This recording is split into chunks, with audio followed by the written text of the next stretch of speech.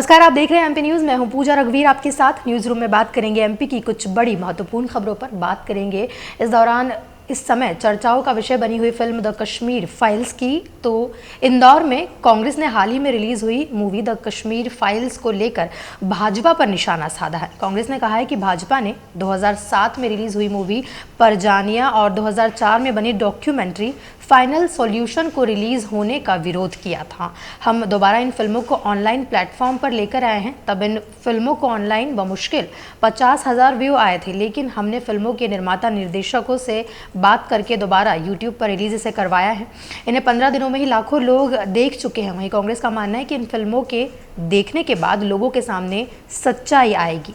Final solution देखकर भाजपा की सच्चाई भी जनता जानेगी। वहीं मध्य प्रदेश कांग्रेस कमेटी के प्रदेश सचिव राकेश सिंह यादव ने बताया कि भाजपा ने कश्मीर फाइल्स को दिखाकर कांग्रेस को बदनाम करने की कोशिश की है। गुजरात दंगों पर बनी फिल्म परजानिया और डॉक्यूमेंट्री फाइनल सॉल्यूशन देखने के बाद जनता का मन और सोच दोनों ही निश्चित तौर पर बदलेगी। परजानिया को अब तक 20 लाख और फाइनल सॉल्यूशन को 66 लाख लोग देख चुके हैं। उनका आरोप है कि कश्मीर के पंडितों पर आधारित फिल्म द कश्मीर फाइल्स एवं गुजरात दंगों पर आधारित परजानिया और फाइनल सॉल्यूशन के लिए सिर्फ बीजेपी ही जिम्मेदार है। इस फिल्म में ये दिखाया गया है और ये बात कुछ हद तक सच भी है कि ये जो फिल्में हैं ये रिलीज़ होने पर दबाव था। ये फिल्में रिलीज़ हुई भी तो इन्हें जो है प्लेटफॉर्म से जल्द ही हटा दिया गया था। काफ़ी विरोध के बाद रिलीज़ हुई थी परजानिया। वहीं राकेश सिंह के मुताबिक लगभग 4 साल से परजानिया मूवी को टॉकीज में रिलीज़ नहीं होने दिया था। काफ़ी विरोध के बाद इसे थिएटर्स में लाया गया था, लेकिन ये उस समय चल नहीं पाई। मगर आज जब भाजपा कश्मीर फाइल्स को लेकर झूठ और नफरत फैलाने का काम कर रही है, ऐसे में लोगों के सामने भाजपा की सच्चाई आना चाहिए। अधिक समय होने के कारण ये दोनों ही यूट्यूब पर एक्सपायर हो गई है। ये दोनों ही फिल्में एक्सपायर हो गई थी, इसलिए इन फिल्मों के निर्माता निर्देशकों से बात कर दोनों को फिर से रिलीज़ करवाया गया है। इन दोनों ही फिल्मों को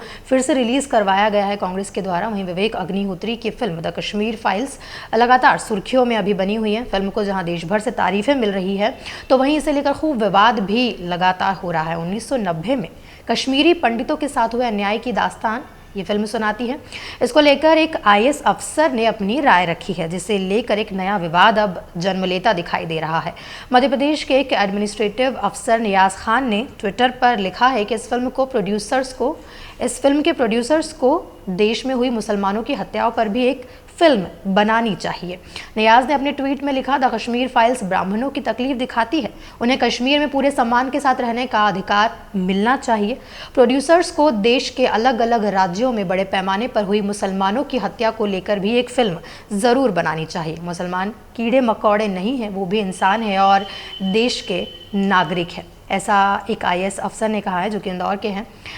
देखा जाए तो इस बात में कोई दो राय नहीं है। दोनों ही पक्षों का सच सामने आना ज़रूरी है। बढ़ते हैं अगली खबर की ओर।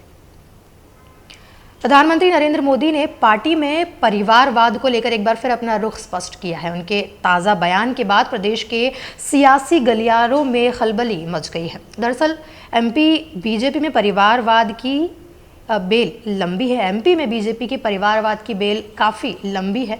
ऐसे में मोदी फॉर्मूला पूरी तरह से लागू किया गया तो बीजेपी के शीर्ष नेताओं सहित कई नेताओं के बेटों का पॉलिटिकल करियर चौपट हो सकता है। पीएम मोदी ने सिर्फ विपक्षी दलों पर हमला नहीं बोला है, बल्कि अपने दल के नेताओं को भी संदेश देने की कोशिश की है। इसमें उन नेताओं के नाम भी जुड़ गए हैं जो कांग्रेस से बीजेपी में आए हैं। मध्य प्रदेश में 2023 में विधानसभा चुनाव होने हैं। ऐसे में बीजेपी के कई दिग्गज अपने परिजनों के लिए टिकट की दावेदारी कर सकते हैं, लेकिन मोदी का फॉर्मूला चला तो इस दावेदारी में खटाई पड़ सकती है।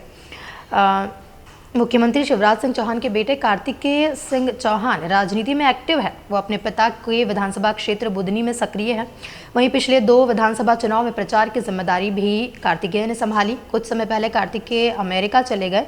पिछले विधानसभा चुनाव में कार्तिकेय का बयान आया था कि अगर आप परिवारवाद की बात करें तो 2 प्रकार के लोग होते हैं।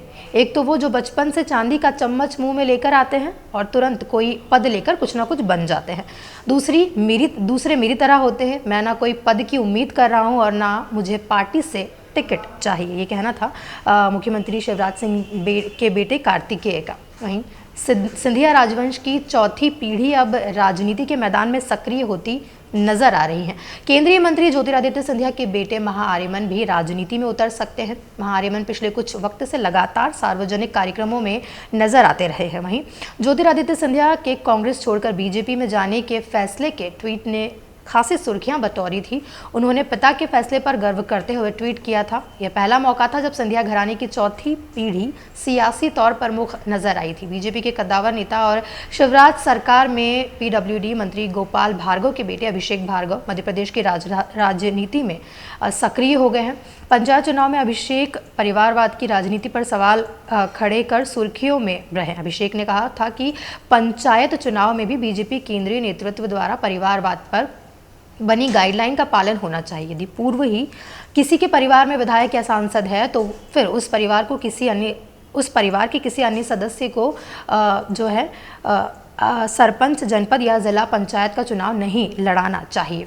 वहीं भाजपा के राष्ट्रीय महामंत्री व पूर्व मंत्री कैलाश विजयवर्गीय के बेटे आकाश प्रदेश की राजनीति में सक्रिय हैं। वो इंदौर के विधायक हैं। गाहे बगाहे अपने बयानों को और कारनामों को लेकर काफ़ी चर्चा में भी वे रहे हैं।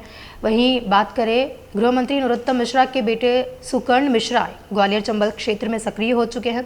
बीजेपी प्रदेश कार्य समिति के सदस्य भी हैं। वहीं पिता की तरह वे लोगों के बीच जगह बना रहे हैं। केंद्रीय मंत्री नरेंद्र सिंह तोमर के बेटे देवेंद्र प्रताप सिंह भी राजनीति में सक्रिय हो चुके हैं। देवेंद्र अपने पिता के उत्तराधिकारी के तौर पर उन्हें देखा जा रहा है। वहीं भविष्य में देवेंद्र भी टिकट के लिए दावेदारी कर सकते हैं। कांग्रेस से बीजेपी में आए सिंधिया समर्थक व राजस्व मंत्री गोविंद सिंह राजपूत के छोटे बेटे आकाश राजपूत को भी उनके उत्तराधिकारी के रूप में देखा जा रहा है। वहीं आकाश टीवी सीरियलों में भी काम कर चुके हैं। सुर्खी विधानसभा सीट पर हुए उपचुनाव में आकाश ने प्रचार का जिम्मा भी संभाला था। वहीं बीजेपी में ऐसे नेताओं की लंबी लिस्ट है जिनके परिजन राजनीति में सक्रिय हैं। लिस्ट तो काफ़ी लंबी है ही। वहीं वंशवाद का ये चक्र बीजेपी में ही घूमता, इन चीज़ों को देखा जाए, इस वंशवाद की बात की जाए तो ये जो चक्र है वंशवाद का, ये बीजेपी में ही घूमता नज़र आ रहा है। बढ़ते हैं अगली खबर की ओर। जल संसाधन मंत्री तुलसीराम सिलावट की सांवेर विधानसभा के पालिया में सरपंच से परेशान लोगों ने जमकर नारेबाजी की। उन्होंने जुलूस निकाला और जूतों की माला लेकर पंचायत के ऑफिस पर टांग दी। उन्होंने महिला सरपंच पर कई गंभीर आरोप भी लगाए। ग्रामीणों के मुताबिक सीएम हेल्पलाइन पर भी कई बार शिकायत की लेकिन कोई सुनवाई वहां नहीं हो पाई। मंत्री तुलसी सिलावट की पालिया ग्राम पंचायत के वाल्मीकि इलाके के रहवासी गंदगी से काफ़ी परेशान हैं। गुस्साए लोगों ने शनिवार को एक अनूठा प्रदर्शन किया। गांव की महिलाओं ने जूतों के 2 हार बनाए, एक सरपंच के लिए और दूसरा पंचायत सचिव के लिए। ग्रामीण नारेबाजी करते हुए जूतों का हार लेकर इलाके से निकले और पंचायत भवन पहुंचकर जमकर वहां नारेबाजी की गई। गुस्साए लोगों ने जूतों की माला कार्यालय के गेट पर टांग दी। इस दौरान बच्चे और महिलाएं भी प्रदर्शन में शामिल रही। वहीं गांव के लोगों के मुताबिक पालिया ग्राम पंचायत में सरपंच गीताबाई बामनिया, सचिव सीताराम पर ग्रामीणों ने कई तरह के आरोप लगाए हैं। वाल्मीकि इलाके में गटर भरी हुई है, गंदा पानी सड़कों पर बह रहा है। परेशान लोग इसकी शिकायत कई बार कर चुके हैं लेकिन कोई हल नहीं निकाला गया। वहीं परेशानियों को लेकर सीएम हेल्पलाइन पर भी शिकायत की लेकिन वहां भी इस पर कोई ध्यान नहीं दिया गया। यहाँ के रहने वाले दिलीप परमार, अभिषेक और कमल ने बताया कि तुलसीराम सिलावट 2 बार यहाँ चुनाव के समय विकास कामों को लेकर घोषणा करके गए हैं लेकिन इसके बाद वे कभी अभी नहीं आए हैं। रहवासियों ने आरोप लगाया कि वे मोबाइल पर कॉल करते हैं तो मंत्री से बात नहीं हो पाती। लगातार तुलसीराम सिलावट जो कि वहाँ के विधायक भी रह चुके हैं, उन्हें कॉल किया जाता है लेकिन वो फ़ोन रिसीव नहीं कहते, ऐसा ग्रामीणों का कहना है। और उनके क्षेत्र में जो है गंदगी बढ़ती ही जा रही है, उसका कोई निराकरण नहीं हो पा रहा है। बढ़ते हैं अगली खबर की ओर। बॉलीवुड एक्टर अक्षय कुमार रविवार सुबह 9 बजे भोपाल पहुंचे। वे फिल्म सेल्फी की शूटिंग के लिए यहाँ आए हैं। उनकी फिल्म जो है राजीव गांधी प्रौद्योगिकी विश्वविद्यालय में चलेगी। साथ ही अक्षय कुमार के साथ कुछ अन्य अभिनेता भी यहाँ आए हैं। अक्षय की फिल्म बच्चन पांडे 18 मार्च को सिनेमाघरों में रिलीज हुई है। इस फिल्म में उनके अलावा कृति सैनन, जैकलीन फर्नांडिस और अरशद वारसी लीड रोल में हैं। फिल्म क्रिटिक इस फिल्म को मास एंटरटेनर बता रहे हैं। हालांकि सोशल मीडिया पर नज़र डालें तो पता चलता है कि एक बड़ा हिस्सा इस फिल्म का बैन करवाने की मांग भी लगातार जो है चल रही है। ये थी कुछ महत्वपूर्ण खबरें। बाकी खबरों के लिए आप बने रहें MP न्यूज़ के साथ। नमस्कार। एमपी की नब्ज, एमपी का हाल, मध्य प्रदेश की हर खबर एमपी न्यूज टीवी के साथ। लगातार खबरों के लिए सब्सक्राइब करें हमारा YouTube channel MP news TV. Latest updates के लिए बेल आइकन दबाना जरा भी न भूलें।